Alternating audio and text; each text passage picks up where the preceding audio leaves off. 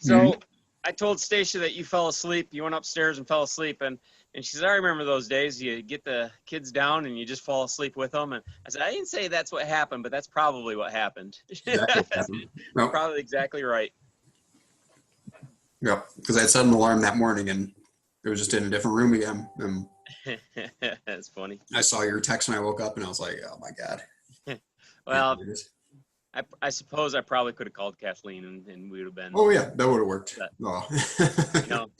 I'm a better problem solver than this, so apologize. We're glad you're okay. Yeah. Yes. Yeah, I'm very good. So, all right, Uncle Paul, what do you got in front of you? I see some paper. Yeah, I wrote notes just so that I wouldn't. There's so many things that you don't ever want to, forget anything. I'm sure there's about a billion things. I keep finalizing it and adding stuff and then stuff out and finalizing it. So I don't know what type of shape it's in. I like it. Is it structured in any way? Well, the way I kind of put it together was like my earliest memories. It wasn't necessarily memories that involve mom and dad, but my earliest memories. And they can kind of chime in on some of those experiences. And then I kind of went through kind of real strong memories of dad, real strong memories of mom. And then I've got, I kind of broke it out into major things that we've done in our life, like major, I would say, influences on the way that we grew up with vacations and with going to the theater and sports. And what else do I have in there? Injuries and illnesses, that type of stuff. That's okay. So that sounds perfect because basically the way all the other episodes went, we're just kind of like structuring it just based on kind of the flow of time. So just kind of earliest memories all the way up till basically when everybody kind of stopped around the point where they had kids. So that's about the point. My timeline goes a little further than everyone else's on that, so I'll try to be fast. Yeah, so I'll cut out the 30s. So all the time in Mexico, I guess. Yeah. So if you just want to go ahead and start. All right. So I guess I have a lot of early memories from when we were living in Saline. So that puts me 2 3/4 years old. I think we moved up in September when What year were you born? I was born in 1965. Okay. So this puts us in 66, 67, going into 60. So late 67 probably is the fall when we moved up to East Lansing, it seemed. Well, we moved in 1969, Paul. 1969, then I was 3. I was over 3. I always thought I was 2. Nope. Okay. Well, because I graduated in 1969 from U of M. All right, 1969. I don't remember anything about Dad going to school. I don't have any recollection of Dad going to school. I have lots of recollections of Mom going to school, but that didn't start until we moved to East Lansing. So. But you remember something about Saline. I remember something about Saline. So I do remember. I remember things like going uptown with Steve and his friends, and probably Mark. And I remember one time we went uptown and he bought a can of sardines, and he had the little tin thing, and he opened it up, and we sat on the street in Saline and ate it. And I remember hiding in Farmer Brown's field. So we would go into Farmer Brown's field, and I remember going in there and always being really super scared because we had to hide. It always felt like we were always hiding whenever we went into Farmer Brown's field. I never got in trouble for it. I understand my brothers did at one point, but I never. Where was his field? I think it was. I don't remember how we got there, but I think we were at the end of the street. So I kind of feel like it must have been kind of walking off to the end of the street and into it. Yeah, that's true. That's right. Yeah, because behind us, I know there was the school. I don't have any memories of kind of being inside the house. I kind of vaguely feel like my crib was up against a window and I might have peered out over, out into the schoolyard, but I can't say that's a solid memory. I can't think of anything that happened inside of that house necessarily. I remember I remember Mark and I used to have matching cowboy outfits, little red cowboy outfits with fringes on it. And I remember we'd wear them together and go across the street and down the road a little bit to visit friends. And one time we got teased because we were wearing matching stuff. And I remember watching Steve and Treese and their friends riding their bike no hands up the hill at the end of Pleasant Ridge Drive, and just thinking that's the coolest thing to be able to ride their bike no hands. And I thought that was the biggest hill ever. And I've been back there since, and it's nothing more than just a little tiny slope. I mean, it kind of barely goes up, but I thought it was the biggest hill all the time going in there. And I have this memory of putting the station. I was alone in the station wagon, and I either put it in gear and reverse and went out in the street, or I put it in neutral and rolled out in the street. But I have this memory of being in the station wagon, putting it in reverse or neutral, and rolling out into the street, and Mom coming running out after me. Do you remember that, Mom? Oh, very well. Fortunately, you stopped before you went into the dredge cut at the end of the road. No, Dad doesn't remember that, Paul. Yeah, oh, sorry. Did I bring up something? Yeah.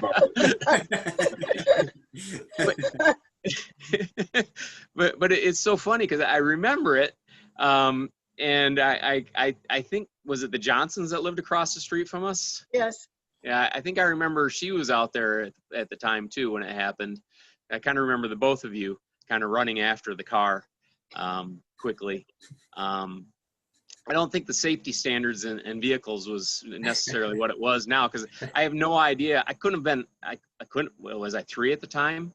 I don't know how I got it into neutral or reverse or whatever to start rolling. Yeah, you're definitely not pressing the brake down and doing that. Now you have to, right. Yeah. Now you have to press the brake down. You have to pull the lever forward. You have to do this and that. And I don't know how I did it. And you didn't need a key to do it. Yeah, that's so weird. You didn't need a key to do it, right? You could just do it, which is funny. Let's see. I remember. Nope. I lost audio. You muted yourself, Uncle Paul. Paul. Muted yourself. Hold on. All right, you back? Yeah, you muted yourself. Yeah, I had a phone call coming, so I had to decline it for the moment. So I guess that kind of brings us to my memory of moving to East Lansing. And I remember coming to East Lansing, and Mom drove us. It was Mark and me, and we shared the front seat of the Volkswagen. And we also shared the front seat with a gerbil. And that gerbil used to bite all the time. I remember that gerbil biting, and the gerbil was at our foot, and I remember being terrified the whole time that the gerbil was going to bite my feet while we rode up there. but you can imagine, you can't even ride a child in the front seat anymore, let alone 2 of them without any car seat. In a Volkswagen. In a Volkswagen, which is also probably not the safest vehicle of all time. And then I remember that trip. I don't know whether I must have fallen asleep or something, because I don't really remember arriving in East Lansing, but I remember getting to East Lansing and seeing the house and being super excited. And I don't think we ever saw it before that. Was that the first time when Mark and I ever saw the house? Was that night when we drove up? I think so. Yeah. So I remember being super, super excited. And one of the things that I really thought was cool was that the house had 2 laundry chutes. and so I found the laundry chute, and I was so excited to show Mom. I grabbed her and I showed her the laundry chute, and then I trounced her around and around and around and around and around. And eventually I found the second laundry chute again. I said, there's the second one. And we just had gone around in the circle a couple times maybe and come back to the same spot. But I remember that is probably my first memory of East Lansing. And I knew there were 2. I knew that it was the same one, but I didn't know how we got to the same one, because my direction wasn't any better than Paul's.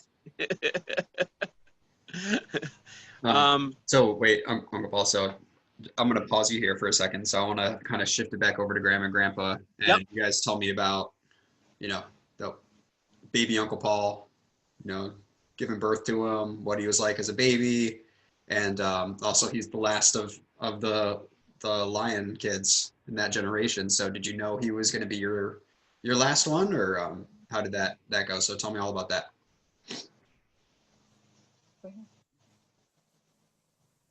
Well, when I went into labor, I got to the hospital, and my physician was one of a group, but your own physician did your delivery even if they were on call that night. And the old man of the practice did the delivery. And Paul was such a compact little round boy that he says he's not going to be as big as your other baby, meaning Mark. And later on, he came back into my room when they'd weighed him and knew that he weighed 9.5 which was more than Mark. He said, I sure didn't think he was going to be that big. Her doctor was Dr. Botch. And I thought that was Dr. Botch? a problem. Dr. That is not the name you need as a doctor. He was just a nice, compact little baby who was very nice and just sweet as could be. And he was lots of fun to have home all by himself for 2 years, because Mark was 2 years ahead of him in school. Or was he 3 years ahead of you? He was 3 years ahead of me. It was just wonderful to just have one baby at a time. Christmas, though, we had a Christmas tree. Came home and sat by the tree and had a photograph. Well, somebody took a picture. Maybe I did on the delayed Of the kids. delayed action. Mhm. And that was our family. So did you know Uncle Paul was going to be the last kid you had? Well, he was a surprise kid. Woo! No, and Not much of a surprise. I knew what caused those babies by then. Yeah. Yeah, I think Matt, one of the things that that I know the story they brought me home on Christmas, but one of the other stories that I think is pretty funny that they tell all the time is that I was kind of pigeon-toed kind of growing up when I started to walk, and We lost him. Yeah. So he had tibial torsion and he had to wear a brace. my feet were kind of tied to the shoes, and the shoes were in the brace, and they were kind of put in a position, and slowly over time they're supposed to tilt them out so that I start to walk more straight, I think. And I think they had me in it for one night, and dad went 180 degrees out right away. I was at work when Dad put him to bed. and then you know how children are when they climb out of bed. I hear the stories that I was able to climb out of bed with those things on there, and they would hit the wood floor and clack, clack. but you scaled the high rails of the crib and down you went. With those shoes, and you kind of go clunk, clunk, clunk, clunk. He could walk with it. He could walk with that brace on. How old was I? 2 years old then, or I had to be walking at least, so it was after 1. It's probably round 2. Yeah. And then so long as we're talking about feet and walking and all that, I was horribly flat-footed as well. So in East Lansing, I used to always have to wear these little inserts in my shoes that were little plastic things that were supposed to force my foot into an arch. And I don't know if it worked, but I'm not flat-footed anymore. Wow, we fixed you up well. Yeah. They were little things that fitted into your heels. Yeah. and we'd have to get up new ones every like 6 months because my feet would keep growing or something. All right, back on to East Lansing then. So were you sharing were you in the same room as Uncle Mark in the Saline? So yeah, as I well? was gonna say that's one of the things I remember is that the three of us shared a room. I don't know how long we shared that room for, but I remember being in the room and playing games and just having a lot of fun with the three of us being in there. It was I don't think we ever had the situation where we fought over whose line is what. When Mark and I shared a room later on, then we would do that. But when the three of us were in there, I don't remember ever doing that. I think Steve and Mark shared the bunk bed and I had my own bed is kind of the way I think it was, but I'm not positive. Not positive on that. This is East Lansing. This is East Lansing. Hmm. And so 3 boys in a room. Steve was probably 5th grade or so by then, right? Yes. So I think Steve went downstairs in high school. So we probably shared the room for at least 2 years, I would think. And I remember playing, not a lot of games, but I think the game that we would play was lava, where you had to get from one place to the other without touching the floor, or something like that, right? That's a kid game. Yeah, so I remember sharing a room.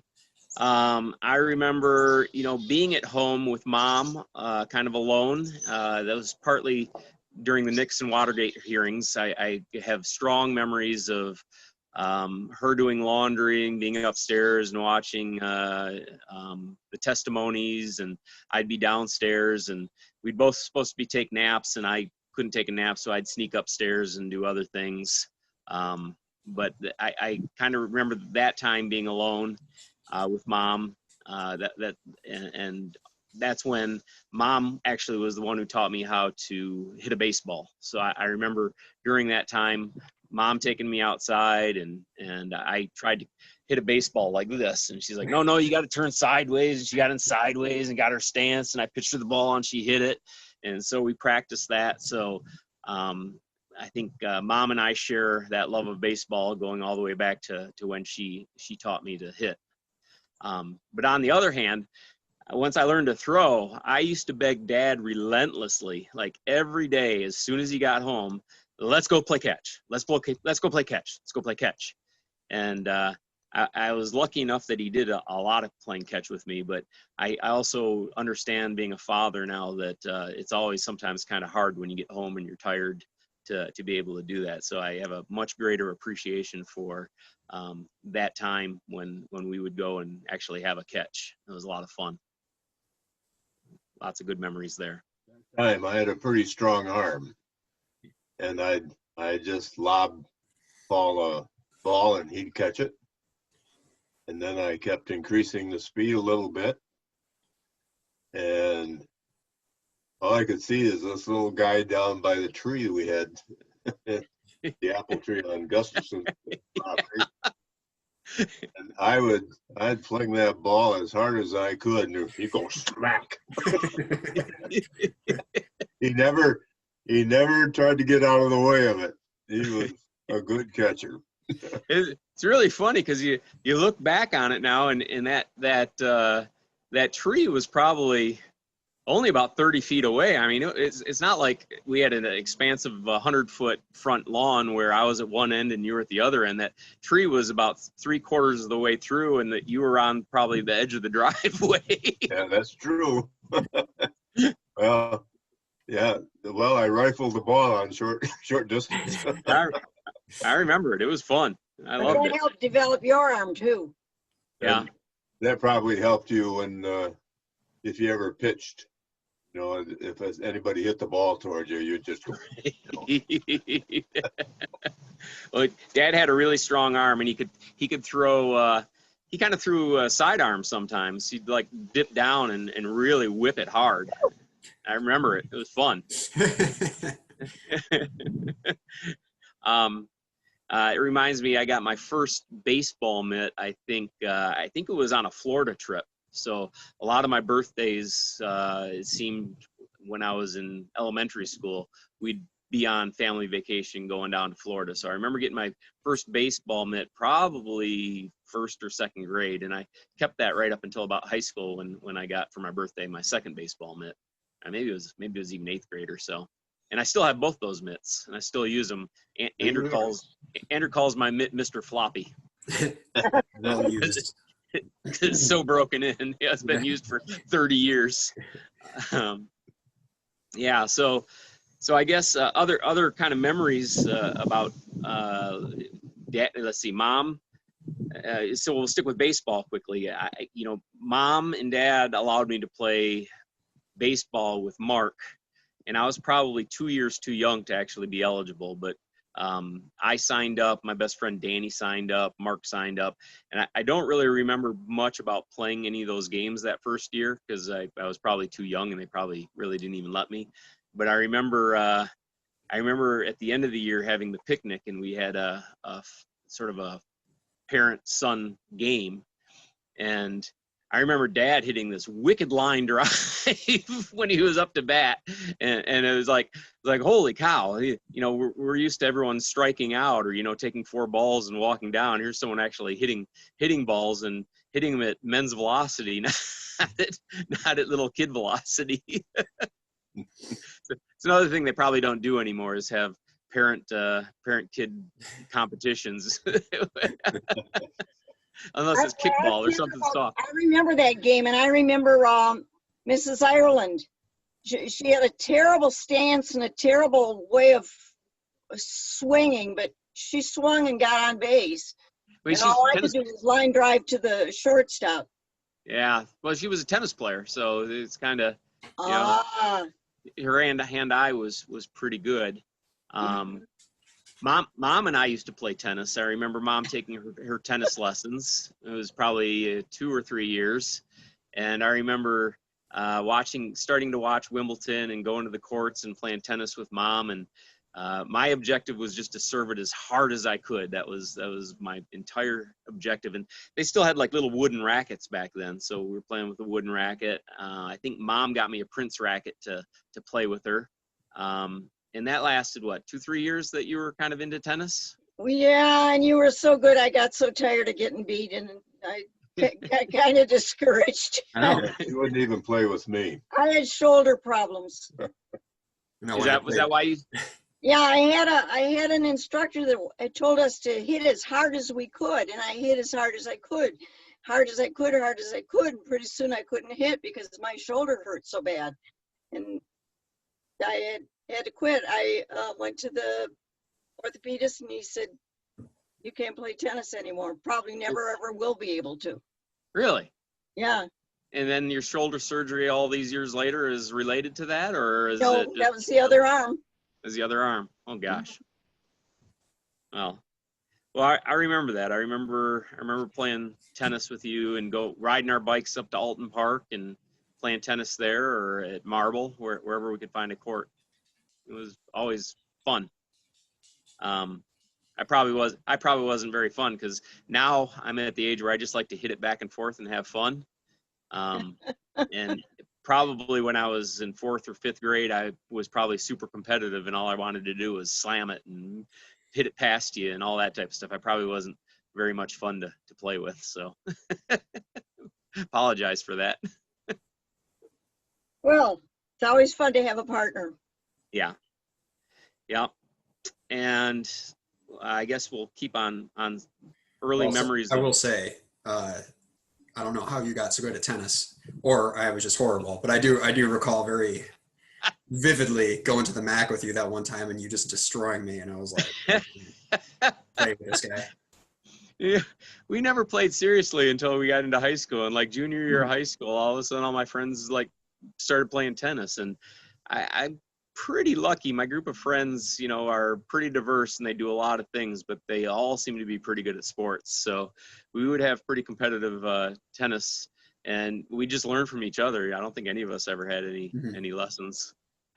But someone would figure out how to spin the ball, and how'd you do that? And why? Okay, and then we do it, and we just back and forth.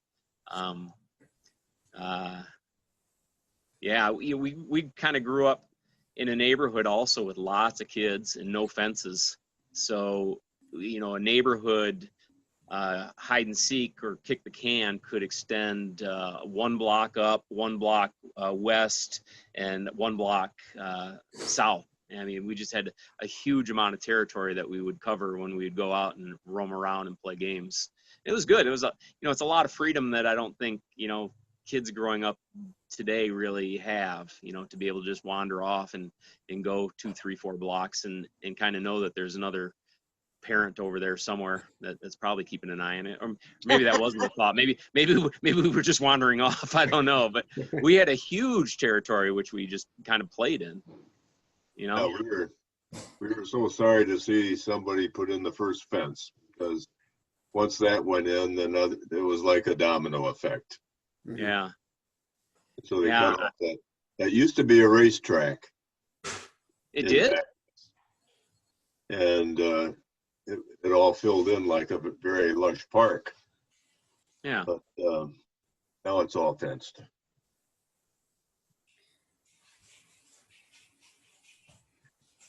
All right. Long. I remember hearing that it was a stream. I don't know. I know it was all Mrs. Cahill's land, right, or farmland, and that's why it's called Cahill Street. And I remember hearing Anne was named after her daughter and Margaret after her other daughter, and that's all I don't know whether it's true or not. I don't know. But yeah, I remember Dad practicing golf with Dick Glioso, and I forget who the other neighbor was back there. Not the Clarizio's house, but the other side. But I remember you guys back there practicing golf before I kind of knew what it was, and they were all. Do you remember the name? No. Oh, but they'd be able to kind of hit golf balls and pitch along the length of the Glioso's lawn, and with wiffle balls or whatever. And I remember this happening one time, and the 3 men got together and were talking, and I picked up Dad's club, and I wanted to take a swing, so I took a mighty swing, and I hit the neighbor kid right in the face, and I think he had to go get stitches, and that was my start with golf. But obviously play a lot more golf. Dad and I played a lot. I think Mark and I had shared clubs maybe when I was in 4th grade is when we got our first set of shared clubs, and Dad would take me out before that, and I'd caddy for him at Parmore. And then we'd start playing par 3 courses at Parmore as I got a little bit better. And we played just about every year, a couple times a year up until I got married or moved to Mexico. Even when I moved to Mexico, we would play in Mexico.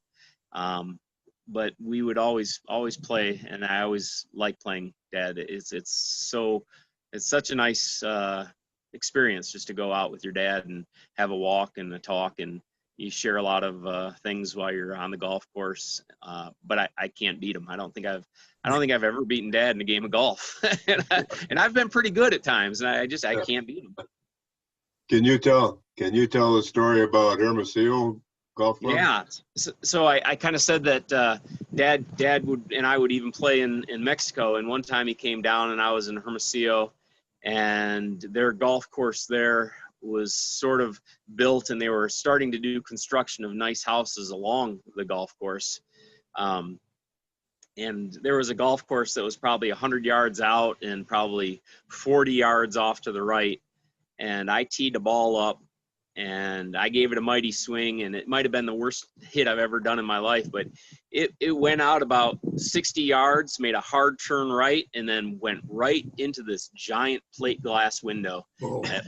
I mean, it was huge. It was probably 5 feet by 5 feet or something like that, or 6 feet by 5 feet. It was just this giant thing, and there was that's when I wanted to run. Yeah, there was a gardener out there, and I went over, and he kind of walked around. He kind of handed me my ball back like he was being really nice. He handed me my ball back, and I told him that I wanted to pay, which is pagar Spanish, but I said pegar, which means I wanted to hit. So he kind of looks at me, and Dad, like he said, like our instinct was to run. Like, get out of there, let's go, run. So he was telling this gardener that he wanted to hit him. Yeah, I heard this gardener. I wanted to hit it, but it ended up they knew who I was, and by the time we got to the golf course, they asked me about it. I said, yeah, I hit it, and I think it was $100 or something like that for me to replace the window, which was a bargain. That's So it was a huge window. About 3 guys or 4 guys waiting for us. Yeah, yeah, there were. I forgot about that. Yeah, that's an important part. Forgot about that. When we got back, there were like 4 guys waiting for us. I did forget that. That's funny. hit your back. Yeah, we've come to hit you back. He said we wanted to hit him. Yeah, so like playing golf with Dad. I liked Dad used to play on a softball team with the College of Human Medicine, and he used to let me play on their softball team, and they'd play up at Bertram Park, and they'd have games a couple times a week. But I think I was the only child that was playing on the team. I think it was mostly the doctors and administration that was playing, right, Dad? Do you remember that? Oh, sure. Yeah. Yeah, that's right. That was the most fun probably I had in the medical school, is playing softball.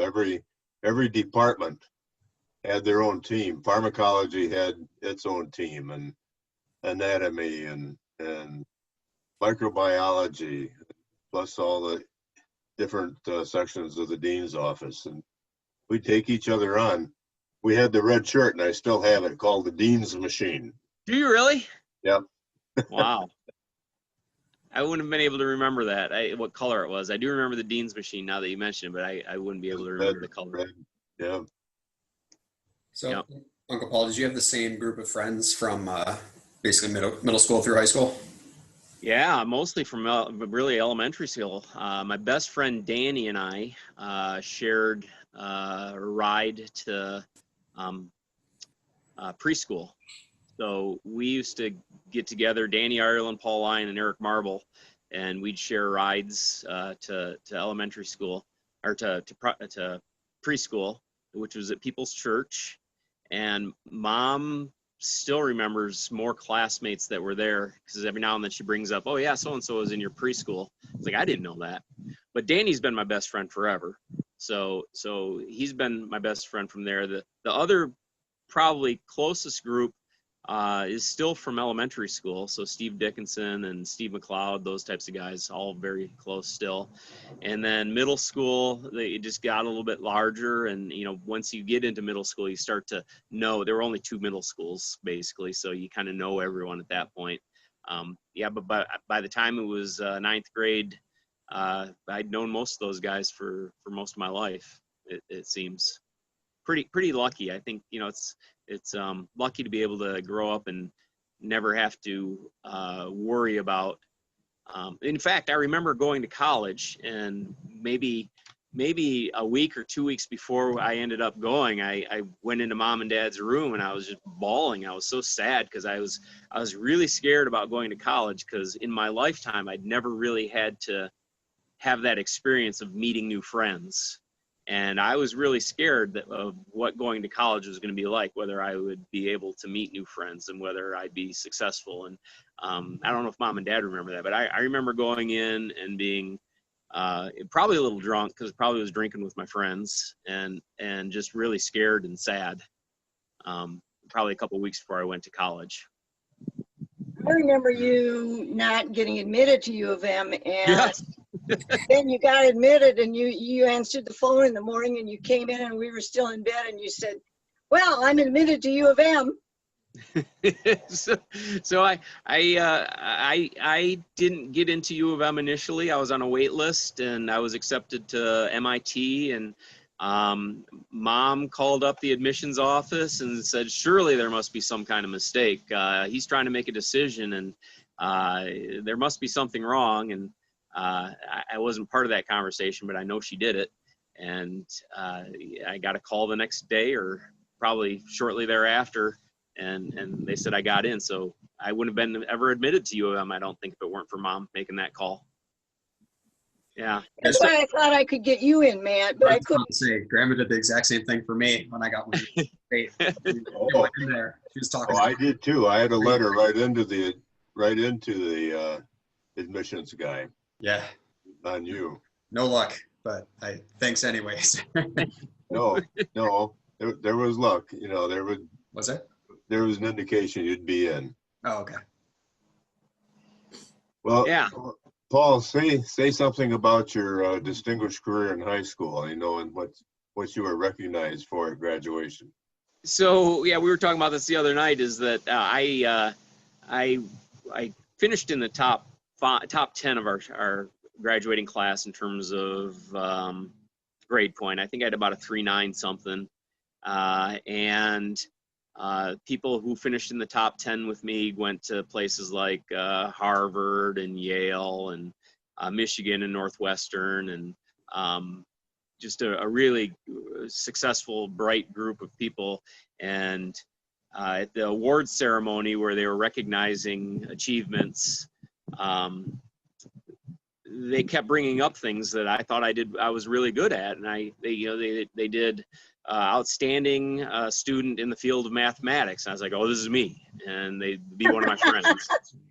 And so then they went to outstanding in physics. And I was like, oh, this has to be me. And it was another one of my friends who end up going to MIT. And then they went through like all of them, and they got to outstanding in physical education. And I won the award for the outstanding student in the Department of Physical Education.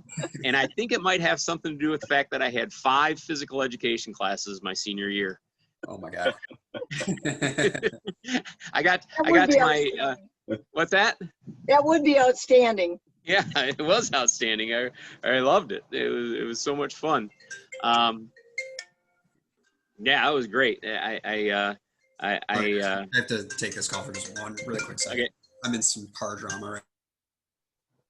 Paul, do you remember the time when you had to do the history of man or the history of animals or the history of something, and we took some graph paper and some rolled up tape paper, and we put it on a log. Tape paper from a calculator, and then and then what did we do? We put it on a logarithmic scale. Yeah, and go ahead. Yeah, I don't remember how far out we went, but it must have been a big history of time, because if we were using a logarithmic scale, right? Yeah, that was quite creative. Well, I think you taught me how to do it. I was probably in 3rd grade or something, right? I was probably in 3rd grade writing stuff on logarithmic paper. Yeah, I remember that. I can't remember exactly what the assignment was, but I remember doing it. And I don't think I was in middle school yet. I think I was pretty young.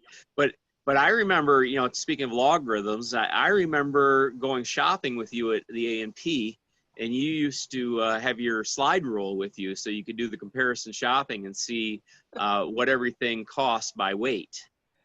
That's a pretty hard way to do it, I think.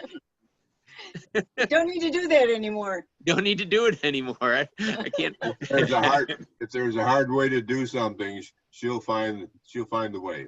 You find a way to do it. But I mean, I think that was probably way ahead of the time, though. I don't think that it was such an easy thing to do. Now you go in and they actually have it price per ounce, and everything has it on there, so you don't have to think it through. But you would actually calculate it out. Way ahead of your time on figuring that out, right? It was just natural. Just natural, just what you did. Yeah, that was pretty awesome. I remember that. What else? I remember. I don't know if Matt wants to be here or whether he's recording, but I remember. Okay, I remember also. Since mom's. I get my science, I think, and my math from Mom, because she brought me to her college classes when I was in elementary school, and I would go to her lecture halls and I would bring along a book and maybe some drawing paper and maybe a math book, and I would sit through her lectures in these lecture halls with her. And I don't know how many years I did it or how many I actually went to, but there are some that are very vivid in my memory. Like I very vividly remember doing the electricity experiment where you turn a crank and which makes the generator, and you make a light bulb come on. Yes. So I remember doing that probably when I was in first or second grade, and I remember getting to high school and I'm like, big deal, I've seen this, you know. I know what this is about. I had a pretty good head start on everyone. And mom and dad were always really good at welcoming people and being good to them. And Denny Yamamoto is a really good family friend that mom and dad kind of adopted when we were probably second, third grade at the university club, and he was wanting to go to medical school. Pat LeBlanc's another person that you adopted who kind of became a close friend as a student, and you were good advisors to them. But I do remember Denny being in one or two of your classes, and always being able to, looking over and smiling and waving at him. And he's pretty funny when he talks about those stories too. He's like, oh, this poor kid, he's got to sit through this lecture. But I never thought it was, I thought it was great. I thought it was a lot of fun going to those lecture halls with you. Yeah, I remember my mom bringing me to one too, and it was kind of cool just because you're like, whoa, look at all these adults in this universe. Right. My goodness, yeah. And then now I look at college kids like they're just like little kids to me. Well, how do you feel about little kids who are starting to read Harry Potter? I've not been following anything, so I have no idea what's going on with J.K. Rowling. I just know there's like some sort of uproar. Okay, I was just thinking about when you went to the Harry Potter park down in Orlando and got your wand and wouldn't wait in line. You were out of the way, kid. I've been reading this long before you were born. Yes, they're you got to use your size and strength when it comes in handy, and so if that includes bullying 5-year-olds out of the line, because I've been waiting for this moment. It was like 6 or 7 times as long as they've been alive. Get out of here. We actually they made these like very big versions of the book. They have like illustrations in them. Oh, really? So, yeah, so I've been like reading that to Patrick at night, just like nice with the pictures, but they've got really nice drawings. So nice. I've only seen the first 2 because they're already pretty thick, you can imagine, with like drawings in them. So I can't how the 4th and beyond are gonna be giant. Yeah. How old is Patrick now? 3.5. Oh, okay. So I remember Dad. I remember sitting on Dad's lap in the Blue Lazy Boy, and he would read me from this like giant treasury storybooks. I remember him reading me stories from that, but more often than not, I remember him reading me the newspaper. So he'd usually have the newspaper, and I'd sit on his lap, and he'd read me the newspaper, and usually have a cold beer somewhere close by, I think, right? Surely. And reading, I remember Mom teaching me to read my first book, because being able to read before I went to kindergarten was important, because Mark was in first grade and still didn't know his alphabet when we got to East Lansing. Is that the way the story goes? Yep. Yes. Yep. So my first book Mom taught me to read was Sun and Cloud. The sun, yes, I remember the sun part. Mm-hmm. The sun and the cloud. Yep. And the flower, they were arguing over who was more important for the flower, and that was basically the story. But that was the first book that I learned how to read. I remember Mom teaching me how to read that one. Let's see. I remember my first real bike that I got for Christmas time, the red one with the handlebars. I think I had some banana seat. With a banana seat, and I remember riding that thing around forever when I got it. And it was probably just a little bit too big for me, so I probably sat on the bar, and it turned into a kind of a painful experience by the end of the day. Is that true, Mom? I think it did. That was Is it a different bike? it was like a bike that was sitting out for the trash to pick up. Yeah. And I asked him if we could have it. And they said, yes. And so you sat on the bar the whole time. And then when you took your bath that night, you said, Mom, I'm kind of sore here. And you were dad size.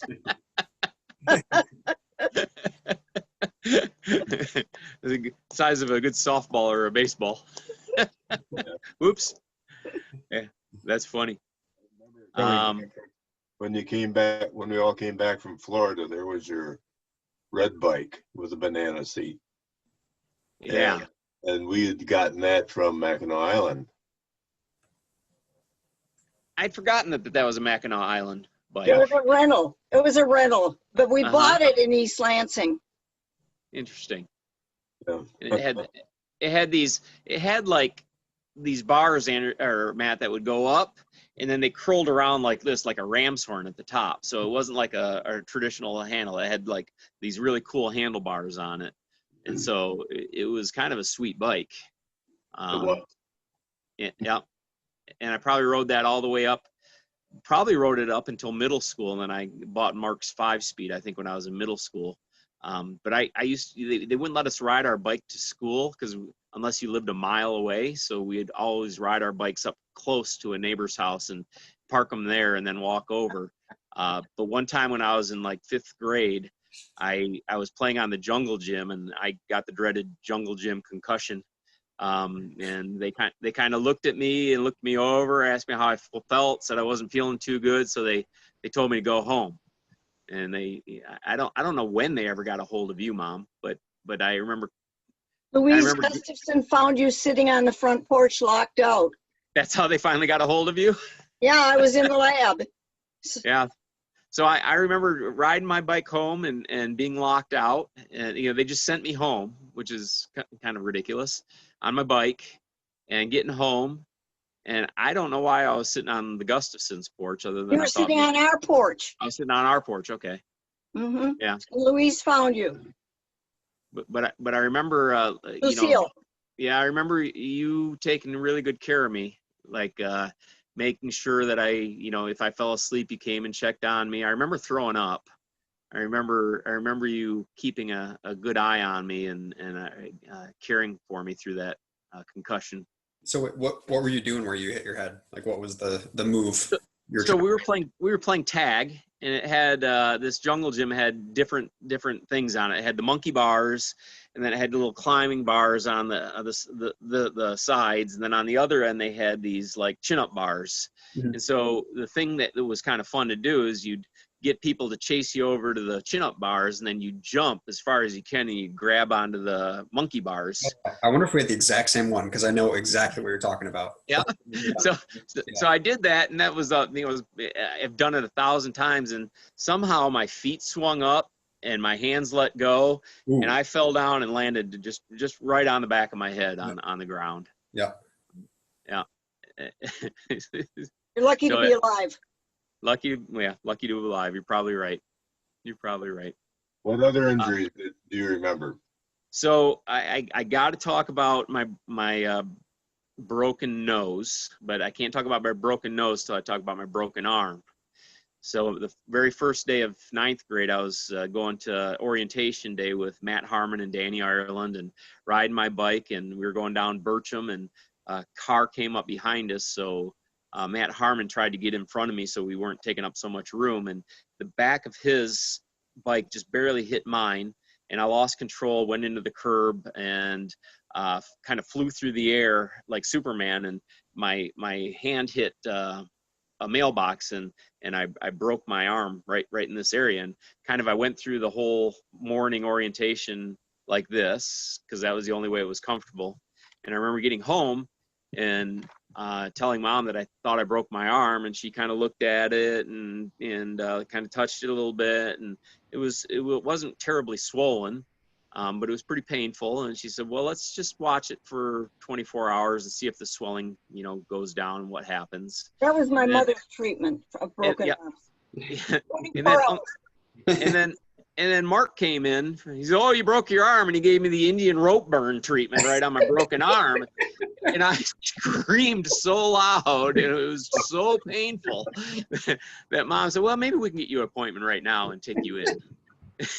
and so,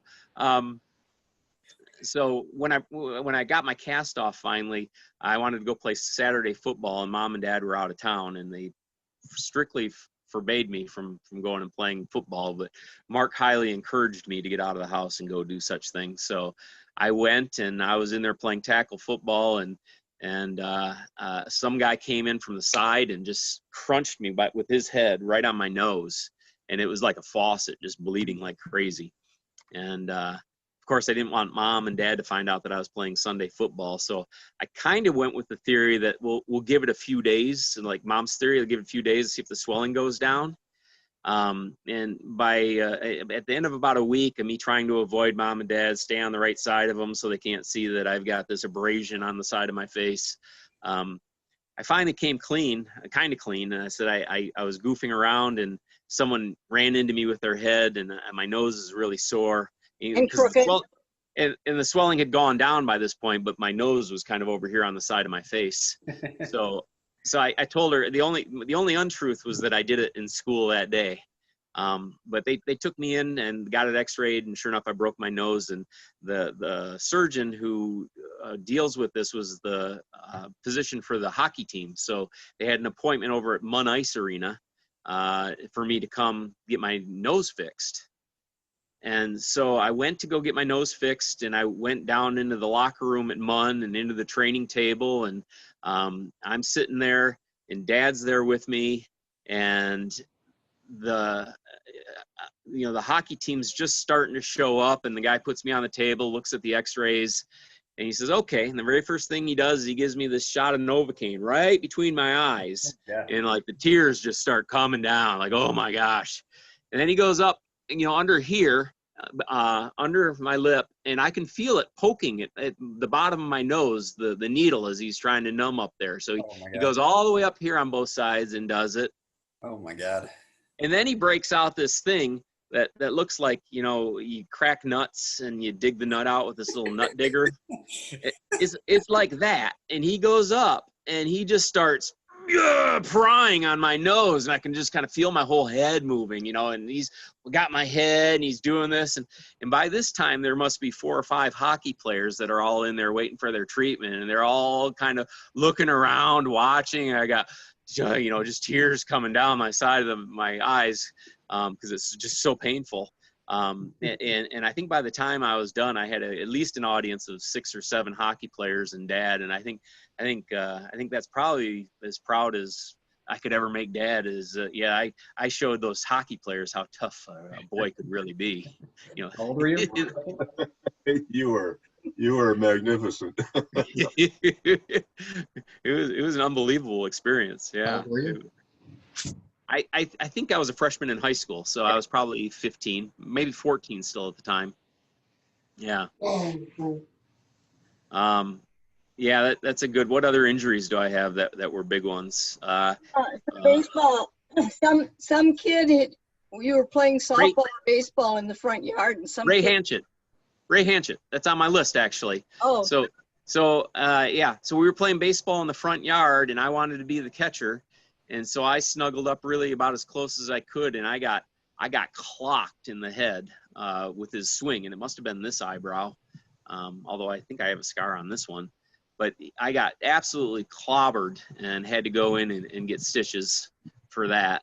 And then in 6th grade, I was playing football, and I was chasing down a pass, and I had my head up above me, and I was looking, and ran into a signpost, right here. So I got a scar up here, and Mom took me in to see Dr. Helmrath, I think. And he kind of sewed me up pretty good, but he didn't clean me out very well. So I think even a year later, 2 years later, I was still pulling hairs out that had kind of cut off and were inside that one. Do you remember that one, Mom? Oh yeah. Painfully so. And I remember when I was in high school, I jumped off the top bunk bed, and I landed on a pencil that was on the floor, and the pencil lead like jammed up into my big toe, like right at the base, it broke off. I got that. Yeah. So Mom took me to see, I forget who this doctor was, but I've got these little pencil marks all over from, like, I always got jabbed. I got one here. I got one here. They just kind of happen when you're carrying pencils carelessly. But this doctor, cleaned out that pencil, and he was so meticulous about getting everything out and make sure it was nice and clean that, that's the only pencil wound that I have on my body that didn't leave a mark. Well, he really liked you. He liked me because I played baseball, and he was a second baseman. So I That's remember right. talking to him about that quite a bit. Yeah. So I think those are my major injuries. I know that I had a dislocated arm that I don't remember, but it popped itself. That is the elbow when you're about 6-7 months, I think. Took him to the hospital. He couldn't creep anymore because he had a dislocation or something in the elbow, and that might have come from lifting him up. How you do with kids. Oh yeah. And they didn't do much for him. They manipulated him a little bit, but he came home still crying because he couldn't touch the floor without crying because it hurt his elbow. And all of a sudden, he did something on the carpeting. And He rolled to the side in order to stand up and put all his weight on that arm. And it went back into place. Nice. And he was a joyous kid after that. You might remember Steve telling about this Anne that used to always want to come to his birthday parties. Her little sister had the same thing happen to her, and her mother took her to Dr. Garrick, and Dr. Garrick said, "Do you mistreat your child?" And she was so upset that it happened a second time, and she put the arm back in place herself. Oh my gosh. Yeah. Yeah, I can see how they doctors do ask those of you when you bring them in. I always feel like you have to study for a test when you go see the pediatrician. They're going to ask me, does my child know how to draw a face? Do they know how to do this? Have I talked to them about their privates? All this things like, oh, wait, we got to make sure we cross these off the list. What are we supposed to be doing this year? You got to look forward to there, Matt. Yeah, no, I know. It's like there's always something going on. It like the first time it was just so like intense, like, oh my God, hopefully I hit all these milestones, whatever they're gonna be. And then like with James, just like we don't even care. He's fine, But the first time you're just like, I'm like, oh my God, I gotta really pay attention, make sure he stacks 3 blocks on top of each other. So I had 2 other bad injuries. One was I somehow when I was very young pulled a pot of boiling water onto me, and Mom I think put me in the sink with ice water, and it tells a story about how the skin was just coming off of me because I got burned so badly, and I think I don't think I have any scars from that. There might be something that looks a little bit, but I don't think I ever got any scars from that. How about your vacations you were mentioning earlier? Yeah, so the first vacation I can really remember was going to Washington, D.C., and I don't know whether this is the same vacation or not, but going to the beach at Ocean City, Maryland. I think it was Ocean City, Maryland. And I remember kind of being alone on the beach and watching everyone out in the waves and just couldn't believe how big these waves were and watching everyone bounce up and down in the waves. And I have really vivid memories of them being out in the water. But I also remember how cool the seashells were. And I thought the seashells there were just the absolute best. So I remember collecting a bunch of seashells. And I remember everything about collecting all the seashells. And then I think my seashells got filled, and I don't have a good memory of this part, but I remember needing to take them and put them somewhere. So Mom and Dad know the rest of this story. I remember collecting them. I remember seeing everyone swim, but apparently I walked, being 2 or 3 years old, several blocks to where we parked the car so that I could put my seashells down next to the car.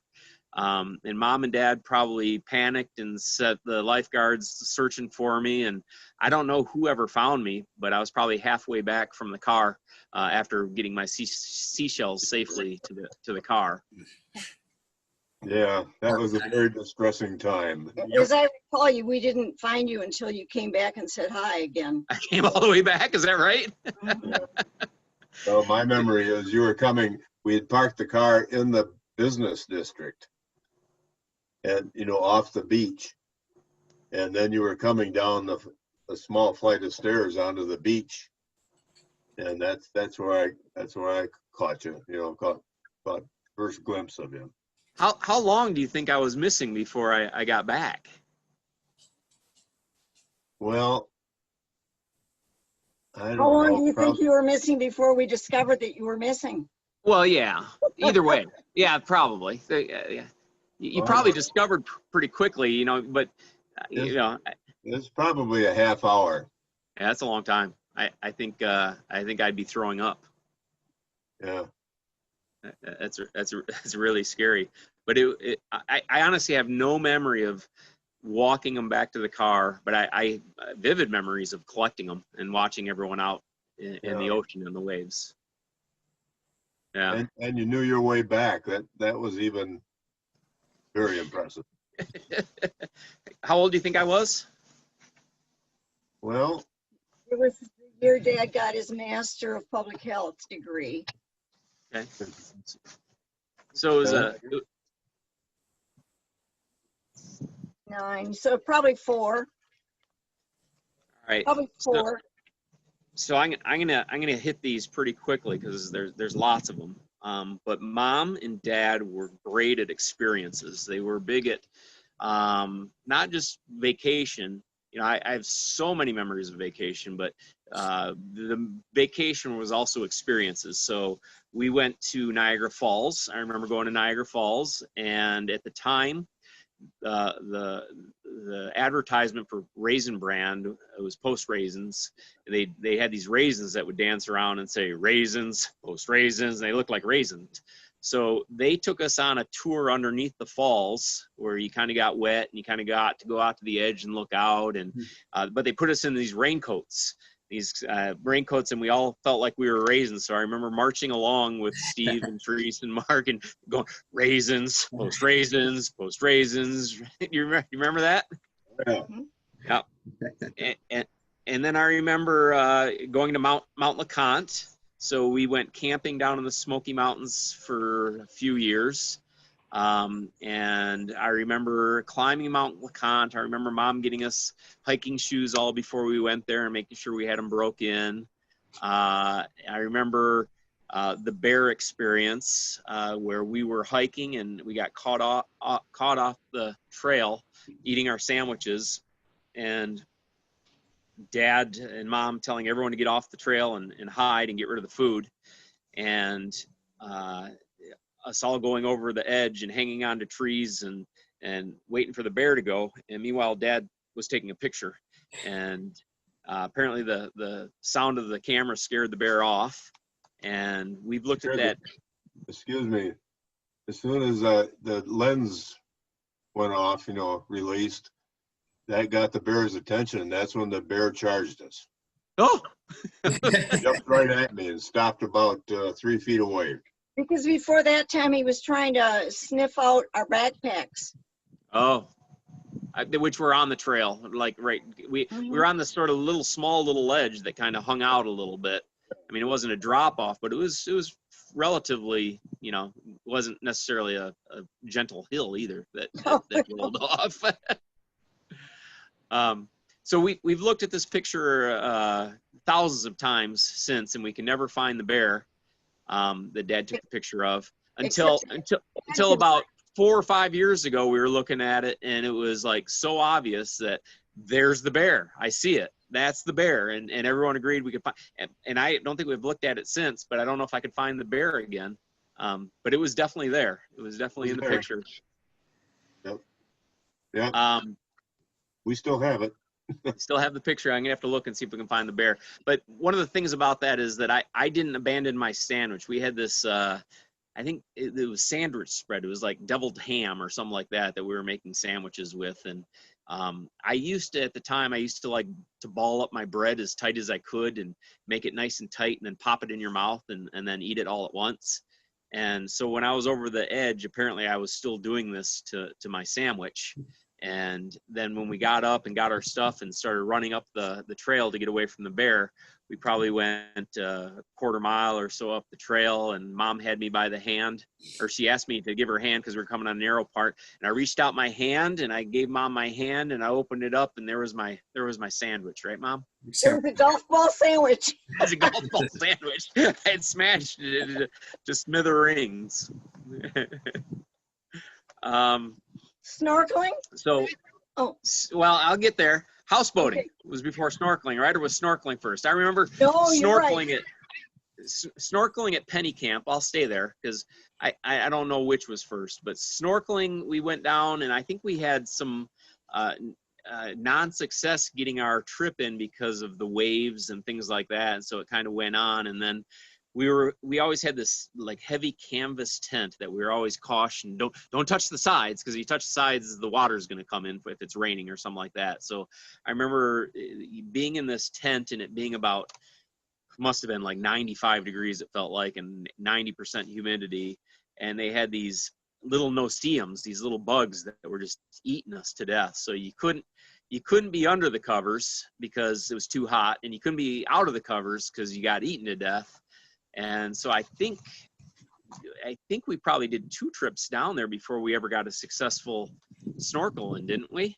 So Yes. we did it once where it was successful and it was great. And I remember going and seeing barracudas and fish in the coral and all that type of stuff. And I think I remember another time going down and not having it not be successful because of the no-see-ums and the waves, etc. That's kind of my memory of that, and going out there and being able to snorkel around, and that's fun. That's a lot of fun. It's sad to see what's going on with the coral reefs because they were just so beautiful. And even when Stacia and I went on our honeymoon, we went to the coral reef, the Great Barrier Reef, and they're just so beautiful. It's so sad to see that they're maybe going away. Yep. So, Mom, your next one, my next one is also was houseboating, right? Yes. Okay. Yep. I think you were right. The houseboating came first. Yeah, so houseboating I think was like 4th grade or 5th grade maybe for me. And Matt, you did this I think for your first birthday party. I think this was the same place, the same time. And at that time I was in Washington, D.C., so I didn't get to come back to it. But the first time it was kind of a novel thing, and there weren't that many people that did it. So you could go out and be on the lake and never see anyone else. Oh, really? Okay. And one of the things that we learned while we were down there is that we used to, I remember when we go camping in the Smoky Mountains, we'd take the inner tubes down the rapids. And I remember Dad having to go buy inner tubes because when we showed up, we didn't realize that happened. So he went and got some car inner tubes and we blew them up and we did that. But when we were on the houseboat, we threw some line off the back and tied it up, and Dad would drag us. You know, we'd just get this kind of before tubing was even heard of, right? So we were kind of pre-tubing. The houseboat doesn't go that fast, but it goes fast enough that if you dropped off, you'd get left behind. Yeah. So I remember that. I remember Mark, Steve, and I on the tube, or a yellow raft, I think it was, and we were holding on, and Steve was in the middle, and Mark and I were on the ends, and we each had flippers on. So Mark and I dropped off, and we swam like 3-4 strokes, and we grabbed back on again. And Uncle Steve was like, "Oh, cool, I can do that." And he dropped off, and he's like, phew. He's frustrated that we could do it and he couldn't, but he didn't realize that we had flippers on.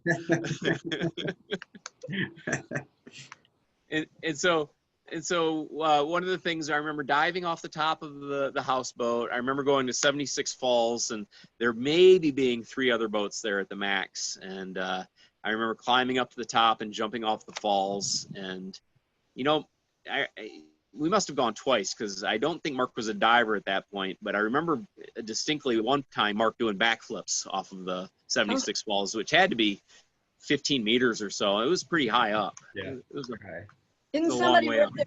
Didn't somebody rip their suit in the jump? Maybe. Wasn't me. I think Steve split his Oh, Steve did. Yes, I remember that. Trunks.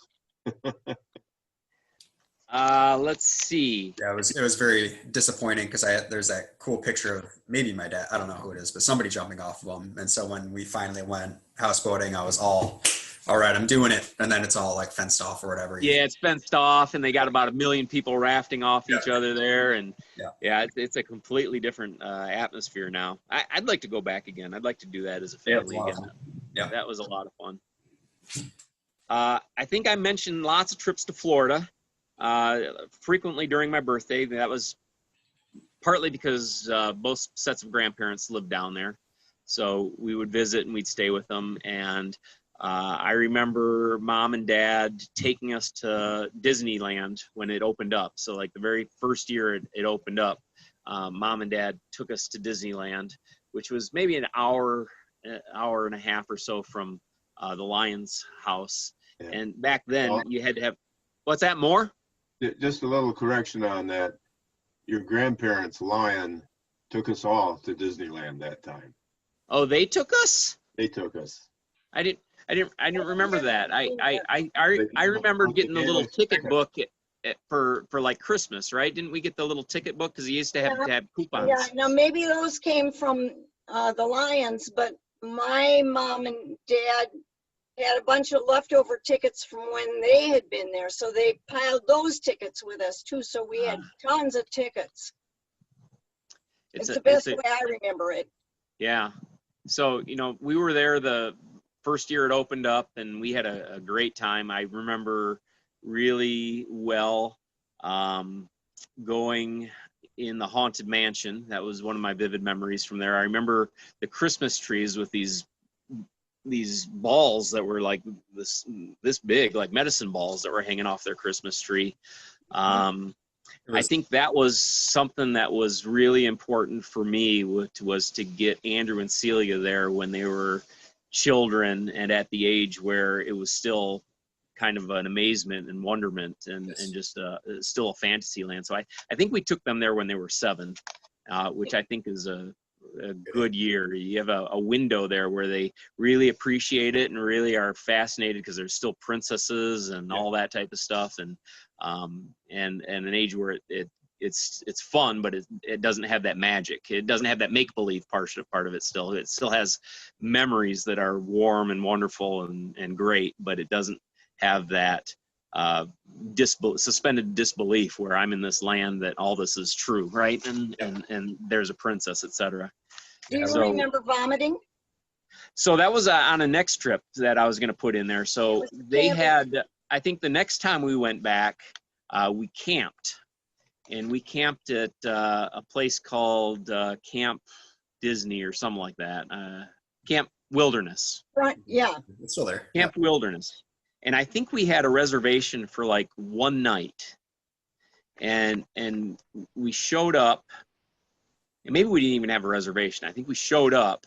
And I remember Dad asking for a reservation. And I think he got one for a night, or maybe we had that one for the night. But then he started asking for maybe 2 nights. Is there any way we could extend it to 2 nights? And they kind of paused and they hemmed and hawed and they looked through things. And yep, sure enough, we got 2 nights. So, and then Dad said, oh, that's great. Is there any chance we could do like 3 nights? And I remember saying, Dad, you just blew it. You got too greedy. But I remember that. You remember that? You got greedy. We blew it. So we ended up staying there, and the great thing about there is that you had access to all the Disney resorts. So you'd take the monorail and you go to the swim pool here, the swim pool there. You could go directly into the Magic Kingdom, and that was the year that I think the Space Mountain was built, and it may have been 1 or 2 years that it had been there, but it was the first time we saw it, and I think I was probably 8th grade or so at the time. And I remember going to Space Mountain and with your brothers and sisters. With my brothers and sisters, and they had all these warnings about if you have a heart condition or if you're pregnant or a bad back, then you should not be on this ride. And I remember waiting in that line and just being terrified that Dad would go on the ride because, you know, I don't know if Dad's ever spoken about on these about his father and his father dying of a heart attack. But I grew up thinking that, you know, and hearing from Dad that, you know, he was going to die of a heart attack. So I was always worried that Dad was going to die of a heart attack. So I remember going on Space Mountain and being scared that Dad was going to do it and terrified because of the heart condition. And then I think we rode it and got off, and I think I had some cotton candy and rode it, and then I think I had some soda and rode it, and then probably some a chocolate banana, and then rode it. And then after about the fourth time, I had just a terrible headache. So took the monorail back to camp and napped for a little bit, and then we came back and we met and we went to the House of Presidents, and we're in the House of Presidents and we're listening to everything going on, and it's dark, and I got a little nauseous, but they close you into these things. They shut the doors and it's dark in there. And it was probably 15 minutes in or 10 minutes in, and I hurled everywhere. Like, whoa, splash, splash, splash, splash, splash, splash, whoa, splash, splash, splash, splash, splash. In the Hall of Presidents. That's so funny. Yeah. And so it's kind of fun when we went back. I showed that to Andrew and Celia. I said, I think I threw up right about here. And we all got up and kind of excused ourselves and left, right, Paul? And I don't remember there being a lot of people in there at the time, but I do remember us just kind of leaving. Time to go. We get outside, and there's this Disney person standing out there watching the doors, and Dad says, somebody vomited in there.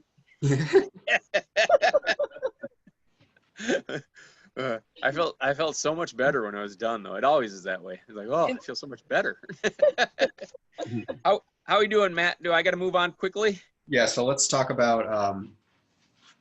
I was kind of asking the older siblings about this, but what was it like once? Because you have this unique experience where you were the last kid left, right? After everybody went to college. Yeah, I was super lucky. Like I think just that Mom and Dad are my best friends. I still think that way. I just love that we had that time together. It was pretty interesting because I remember having all the liberty to do kind of what I wanted, but like Friday nights would come along, and I was just happy spending it with Mom and Dad and watching Dallas and having popcorn or whatever. They were my favorite people to hang out with. And maybe I had learned kind of the rules and where you could stretch them and things you can do. Through watching so maybe Dad and Uncle Mark.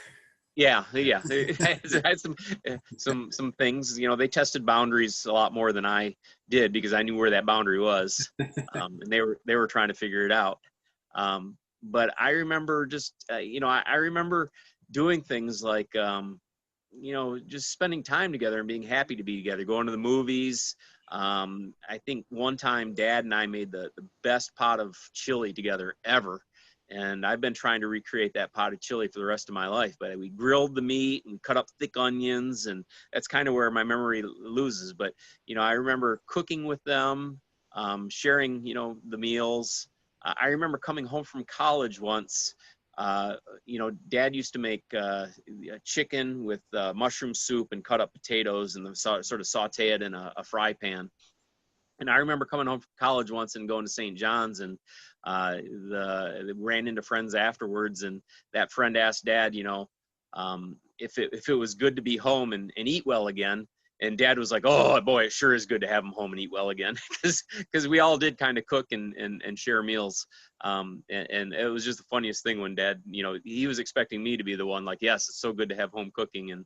And Dad was like, yeah, it's so good to have him home. Life was tough. But my meal was always just hot dogs, corn, and some tater tots. I was good with that. Your meal? That was my meal. I was good with that. They each sort of had to take a night to fix a supper. Okay. Yeah. Did you move? So I think. I think during that time too, I started playing a lot more organized baseball, and we started going. It wasn't real travel ball, but I remember when I initially started playing, there was some hesitation because practices were out in Lansing, and it's a long way away. And I guaranteed that my friends' parents could take me there, but Mom and Dad never missed a baseball game. They went to all the baseball games during the summer. They showed up at every one.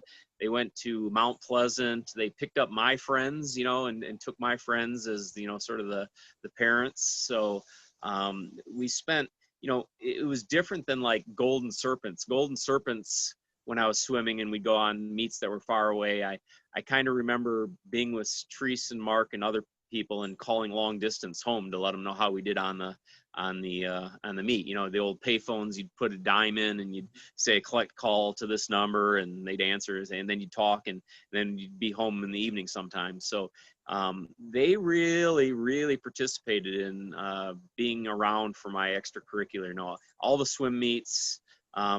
Baseball was a little harder at high school because those were usually during the week and like right after school. So like still during prime work hours. Do you remember the time that I was taking you and some of your buddies to play baseball, and at the corner of Bertram and Hagedorn, we saw a kid get run over by a truck? Oh, yeah. Good Lord. Yeah, vaguely. I think I may have suppressed that, but I vaguely remember that. Yeah, I do. He went right in front. Yeah. Yeah, I remember that. Yeah, he didn't die. He was okay, but Yeah. I had to, everybody gathered around while I was with him, and I had to tell them, please call 911. Yeah. And he was okay. He had a broken leg. I was worried about his lungs and his heart. Okay. So one of the other things that was pretty interesting is that, we had, three of us studying for standardized tests at the same time too. So Mom was studying for her MCAT, I was studying for the SAT and ACT, and Dad was studying for the GRE, so because he was thinking of going back to get his MBA. And so all of us were, I remember all of us kind of all had our study books, and we'd help each other with problems, right? So we kind of, how's this one work? And we'd kind of all work off of each other and help each other out and work through things. Mom was the one who helped most of us, helped us more than we helped them. But it all came out in the wash, didn't it? But it all came out in the wash.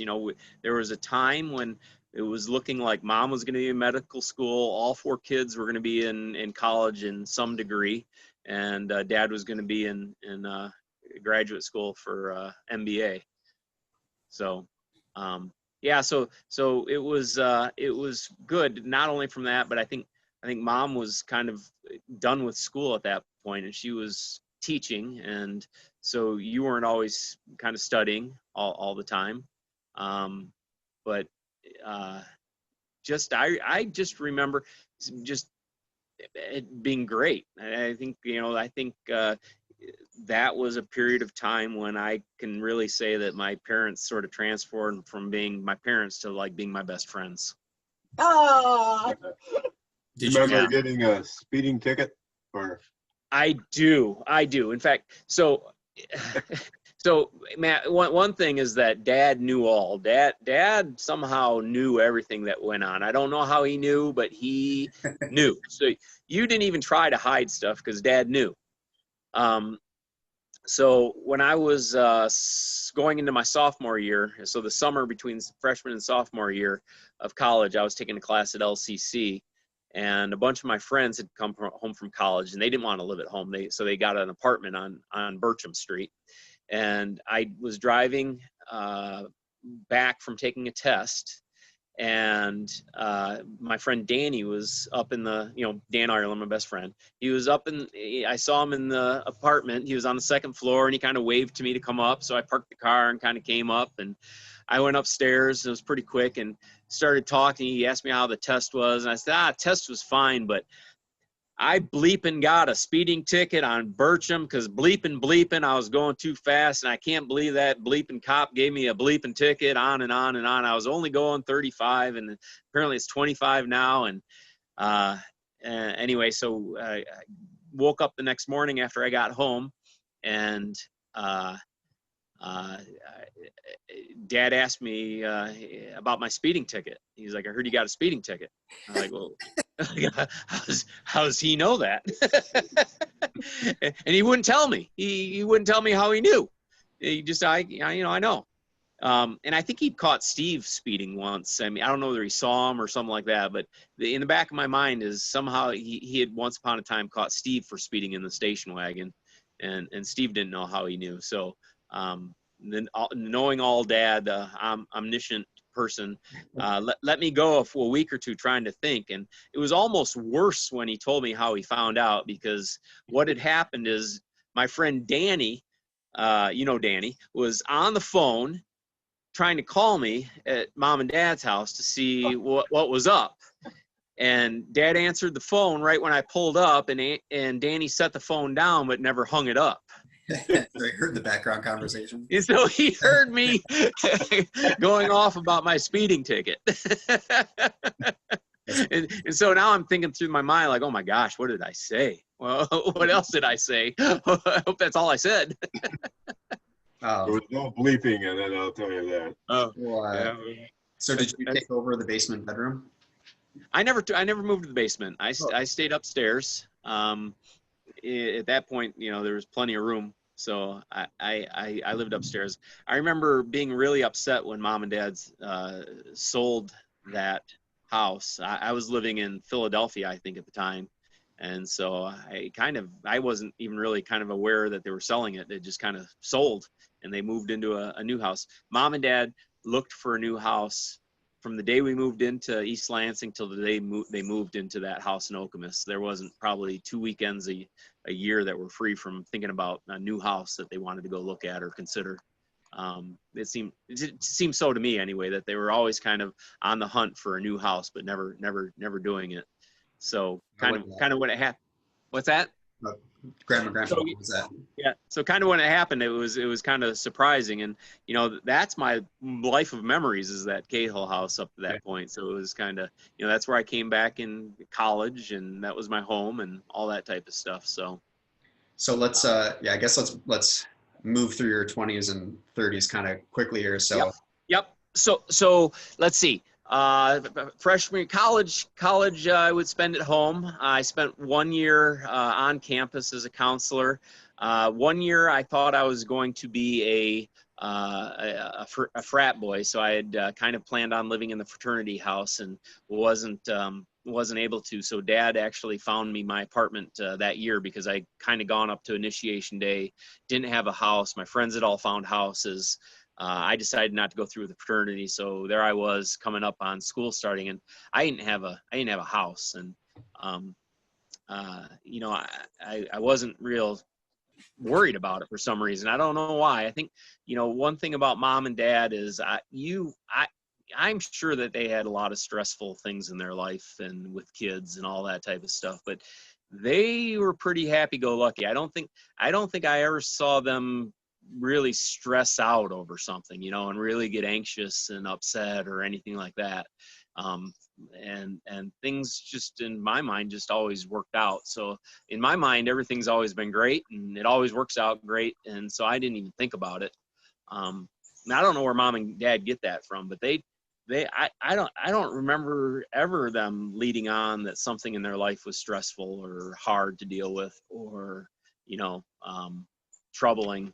I know Dad's had job offers that he had to consider. Mom had to go through medical school and studies, and she had advisors who were kind of assholes to her and all that type of stuff. So I know they dealt with it, but they didn't really expose it to me in a way that ever caused me to be the type of person who would overreact or get too excited about something, because it always seemed to kind of work out. Mm-hmm. But anyway, Dad found me that house.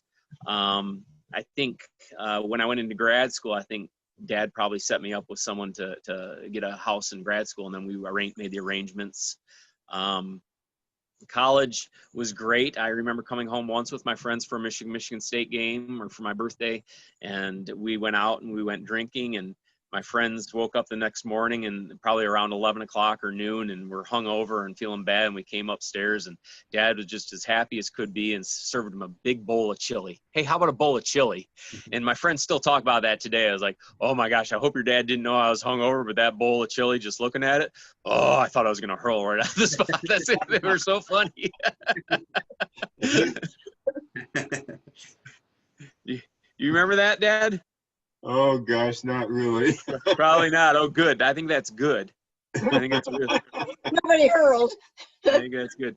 And so when I actually moved and went to Philadelphia, Mom and Dad were always great about visiting me. And I think, I know limited vacation is limited vacation, but they found a way to visit me when I lived in Washington, D.C. and in Philadelphia and in Hermosillo and Monterey. They always took time to come visit. And one of my best memories of one of their visits was we spent 4th of July on the Washington Mall, and we watched the fireworks and we listened to concerts all day. And at the end of the day, we jumped back on the subway and took it back to my studio apartment, and we kind of spent the night there. But I remember that just being so fascinating because the fireworks were just spectacular and went on and on and on. It was hot. I remember it being hot. I remember enjoying 1976.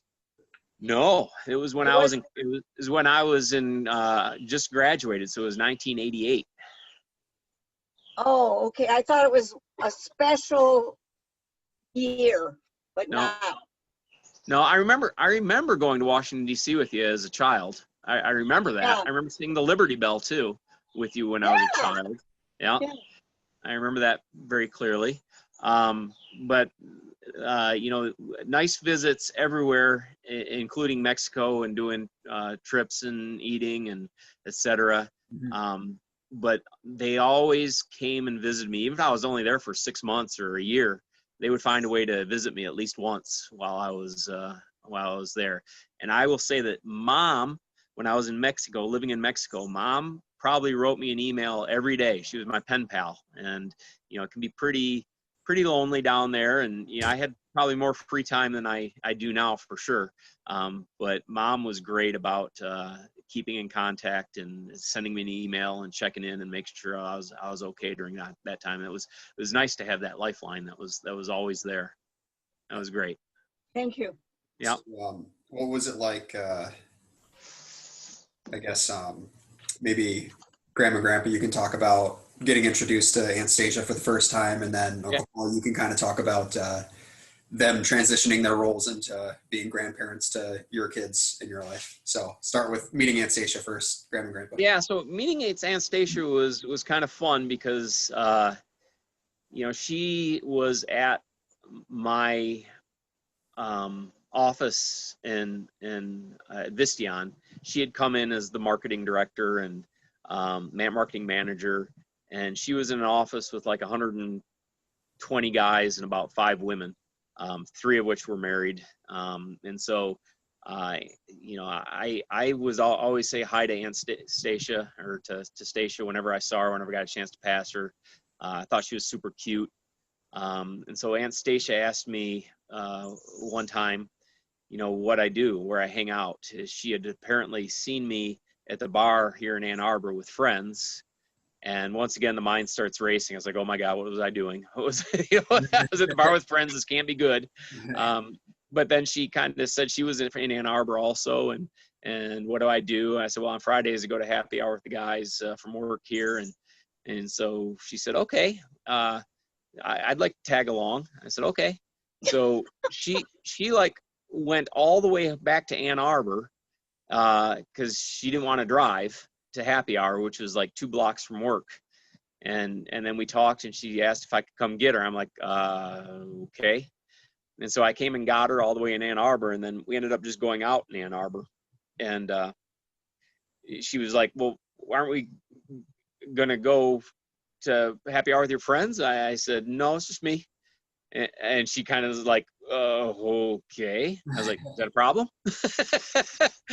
So we went out in Ann Arbor, and we kind of, I think that's when we kind of realized that we shared so many life experiences that it was almost like talking to someone that I'd known for, most of my adult life, even back to high school, because we shared so many common experiences. Having mirror image siblings, which Yeah. So like everything, we all the college games, we can talk about particular games and talk about where we're sitting, and we were maybe 5 rows apart or something like that. And all the happy hours at Rick's, where I was in one corner of the bar and she was probably in another corner of the bar. It's just kind of unbelievable that we never met, but it was immediately like just, I think at that point I'd kind of gotten to the point. I was a little bit older. I was probably 34, 35, and kind of starting to think that, the person I'm going to marry isn't going to be someone new who I'm pretty sure the person I'm going to marry is someone I already know. Not that I had anyone in mind, but just because I just felt like, that was kind of how I felt. And so we dated for about a year and a quarter before we started, before we got engaged, and then we got married like 6 months later. So about a year and 3/4 was our whole courtship from start to marriage. Mom and Dad were great. I think they were happy. I think they were excited that I met someone at last that could be serious. So Grandma, do you remember meeting her for the first time? Like what that was like? A little, very little. I know there was something special that we had planned to do, and that we were going to do a lot of walking, and that Stacia did not have walking shoes, and so she managed to squeeze into a pair of mine, and she stuck it out and did whatever walking we did that evening. But that's all I remember. Yeah. Remember anything, Paul? I can't remember the first meeting. One of the first meetings I remember, though, was we went to Grand Rapids to help her sister Juliana pack up and move, because she was going to go be an actress in Hollywood. We is you and Stacia. Me and Stacia. So we went and kind of helped her do that.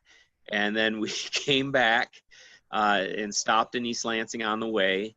And I think we might have spent the night. I'm not sure if we spent the night or not, but I remember that her sister Elizabeth had like 2 Bud Lights in the refrigerator and this little tin can thing of maple syrup that she didn't want to pack up and move. So she gave them to us. And of course I put the beers in the cooler, and I let the maple syrup just sit in the heat in the car.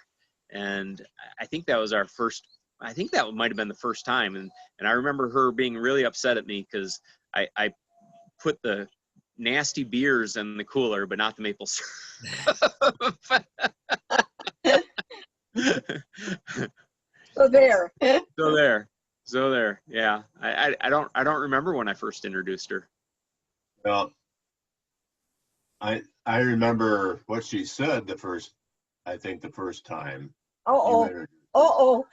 And she was saying what such a wonderful son we had, and she went into all kinds of elaborations on his good qualities.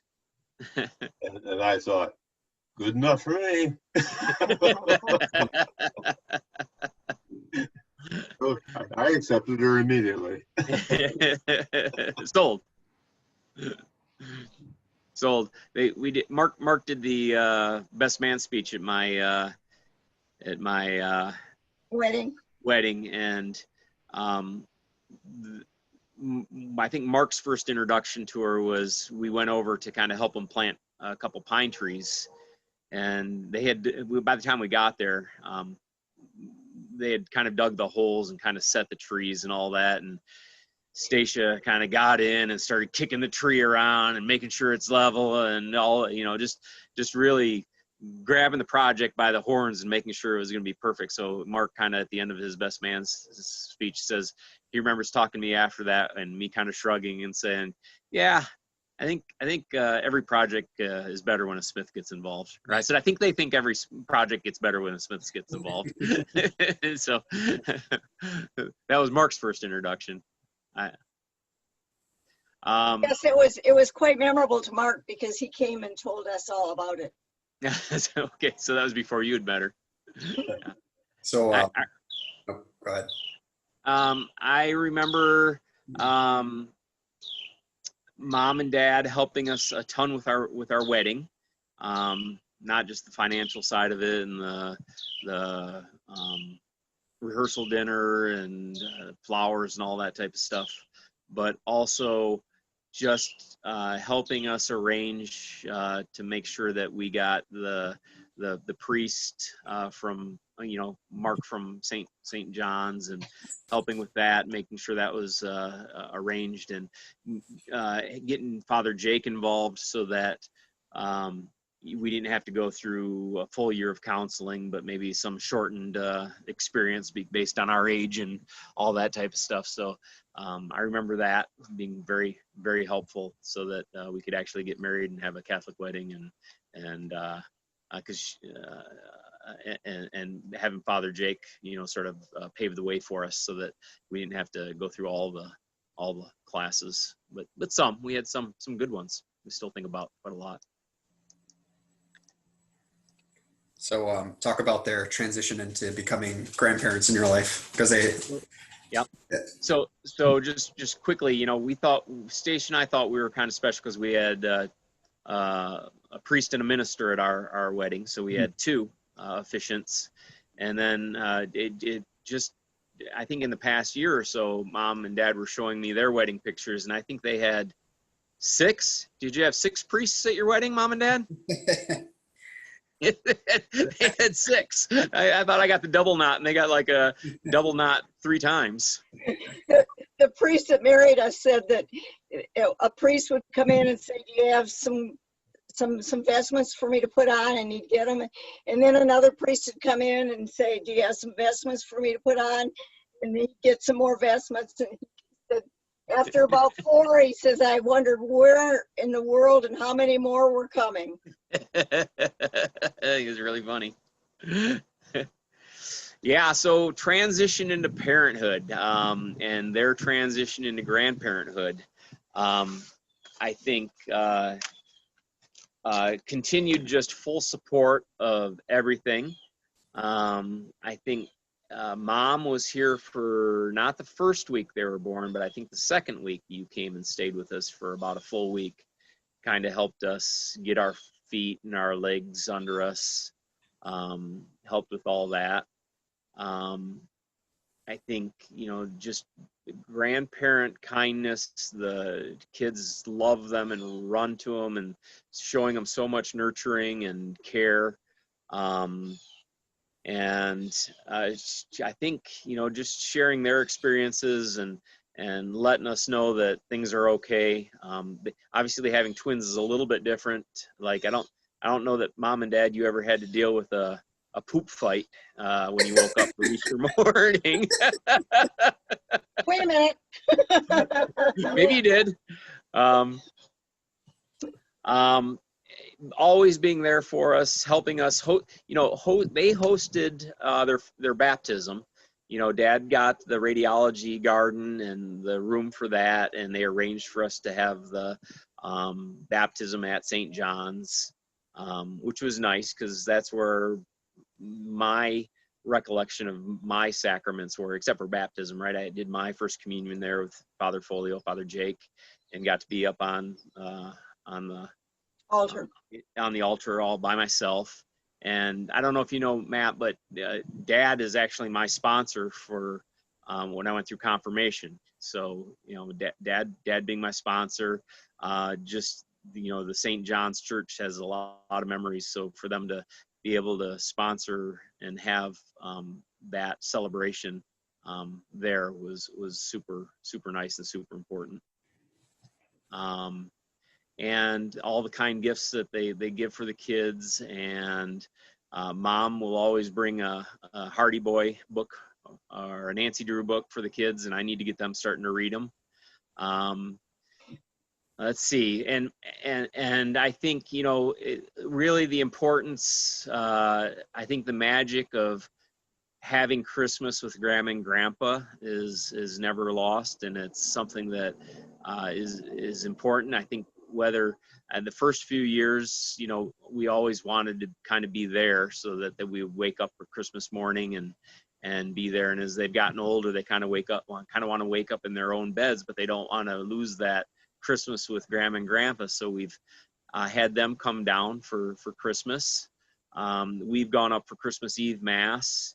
But I think it's nice really to have that experience of waking up Christmas morning with your grandparents. Yep. That was really important when they were, through 6-7 years old. And as they've gotten older, it's still important for them to share it, but they share it differently now. Yes. Easter is still something that we do every year with Mom and Dad. So whether it's the Easter egg hunt, I think their first Easter egg hunt was actually the year of the poop fight. And it was up in Ortonville. But I think ever since then, except for this year, this year it was here, but being strong. Well, wait, before you get too far down this train of thought, I do want to just interject this because this is about Grandma and Grandpa, but this is also about Uncle Paul and the magic. I agree of like Christmas at Grandma and Grandpa's is always fun, and I want to say here that Uncle Paul was young Matthew and Michelle's great nemesis on Christmas morning. Because he had no motivate because he was, I don't know what, you're like 20 in your 20s at this point, early 30s, and you had no motivation to get up for Christmas. And so like, me and Michelle just like, how do we get this guy up? What do we got to do? And he's like, go make me some coffee or whatever laundry list we can do to get Uncle Paul up because we couldn't open presents until everybody was awake. Yeah. And it changes when you're the parent, because as the parent, you have to get up. You have to get up. You've been up until 5 o'clock in the morning putting stuff together, and Mom and Dad have been really funny about sharing some of their stories about staying awake and putting stuff together on Christmas Eve. And you get everything decorated and put under the tree, and then 2 hours later they're awake. So come on. But just being real strong influences in our faith and our faith life and those important celebrations. Always there for birthday parties. I think it's going to be interesting as they have phones now to see how often they talk, because they have the freedom now to do FaceTime and with Dad, or just give Mom a call. And right now they're still discovering the magic of having their own phone, but I expect, because they enjoy the time with you so much, that they'll probably start calling and just saying hi. I don't have their numbers, Paul. Oh, I'll get them to you. I'll text them to you. So we had them. They just joined the giant group chat. Yeah. You dig in there. So we have them. Yeah. Make sure you have them.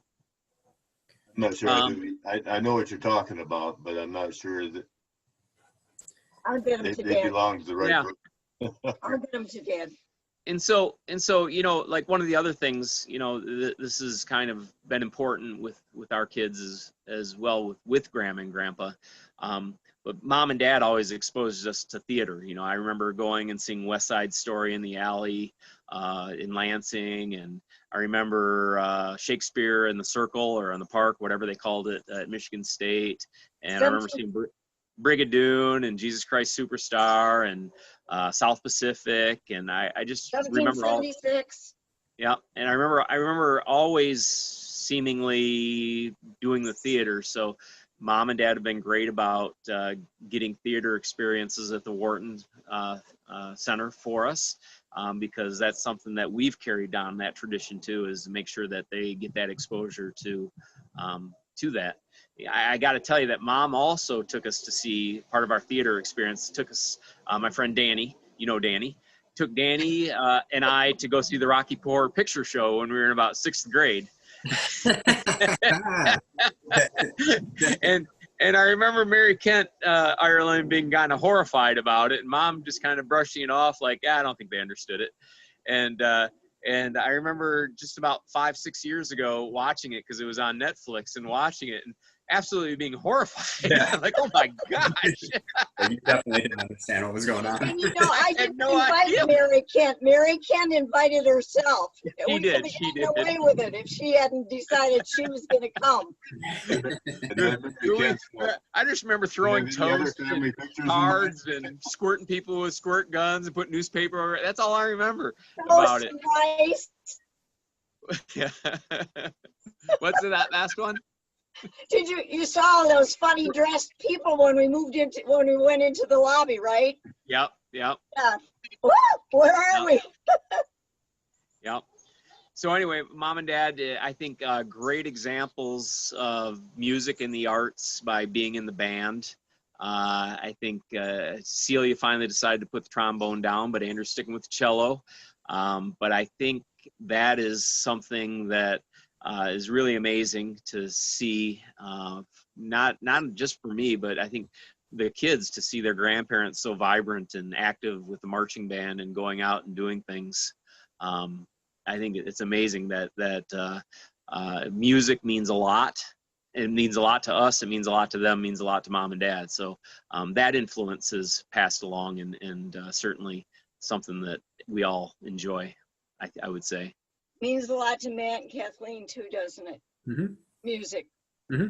Oh yeah. Yeah. It's funny. I know that I get caught like whistling or doing something, while I'm working on something, and I never really thought much about it, but it usually means I'm pretty happy at the time because I'm just kind of whistling and I'm happy and I'm working on something. But I can't tell you how happy it makes me when Celia especially, Andrew too, but more Celia will be drawing or doing something and doing math and she'll be singing. She just sings while she does stuff. It's like, wow, that's kind of cool. Yeah, that's kind of cool. And then I would say, they haven't done, I don't think, Mom and Dad, I don't think you've done any sporting events with Andrew and Celia other than coming to their sporting events, which is really cool to be able to say that your grandparents came an hour away to watch you play a baseball game or a softball game. But that's super important because I don't know, I said that my friends were all athletic and we did a lot of sporting things together, but I think really, Mom and Dad exposed us to the sports pretty early. I remember going to a Michigan State Northwestern game when it was snowing, and my friend Mike Belassis might have been his first game too, and he complained from the beginning that his feet were cold. It was November. It was November, and I was probably in second or third grade at the time, but I think that was the first time I got actually taken to a major college football game, right? And got to see that and all the spectacular with that. I remember asking Dad afterwards because Michigan State beat Northwestern. I remember asking him afterwards if that meant that they weren't in the Big Ten anymore, that they were now in the Big Nine. Because they knocked one off.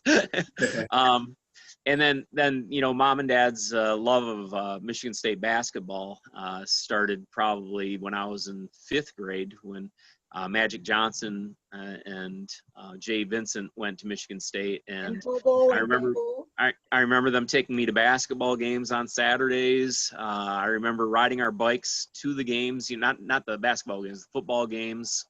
But Mom and Dad have been heavily into Michigan State basketball since 1977 or so, right? And ever since. And I think just that whole exposure to athletics and sports and all that has really influenced my life, and I think that's something that our kids like an awful lot too, is being able to go to hockey games with Mom and Dad, see them play in the marching band, not the marching, the pep band, and being able to go see a basketball game when the tickets are there and see them play in the pep band. I think one of my really early memories of them seeing you play in the band was at the Great Lakes Invitational, and we showed up, and we showed up, and the guy got his beer caught in his tuba, and the Michigan Tech Husky was there, and so we kind of held up Andrew and Celia to get their pictures taken with that. So I'm obviously a bigger U of M fan, but we love them being exposed to sports. We love that you are active in following their activities, and they sure love having you come down and be a part of it. We could do it when we did. You know what you did? Well, We did it while we could. Let's put it that way. Such a blessing it has been for us. yeah, it's been great. It's been really spectacular. I think one of the biggest and greatest, not the, the greatest gift is their love, but just to have the gift of the Michigan Educational Trust paid 2 years for them. I remember Mom and Dad doing that and just being so overwhelmed with just gratefulness and just the hope that someday Stacia and I are in a position to do that for Andrew and Celia's kids too, because that is, it's incredible, that what that means. Be careful, we might not have done that for Matt. Oh. No, you did. Yeah. So to have that support, know that they're watching their education, have their support with everything that goes with the allergies, with the hearing loss, all that extra stuff.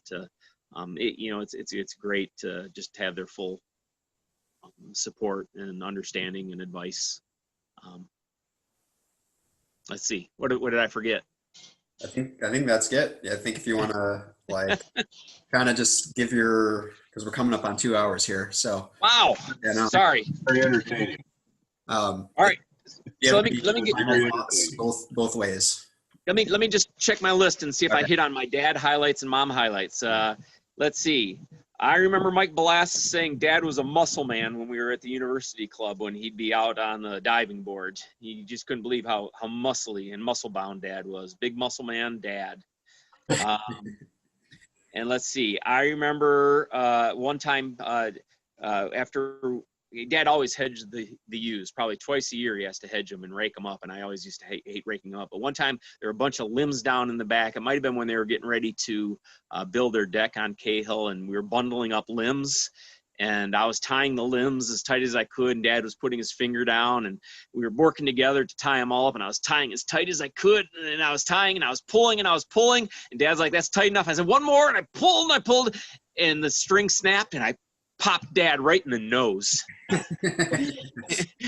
And I dropped him. Let's see. I remember, Mom, what hit a baseball, taking us to swimming practices all the time.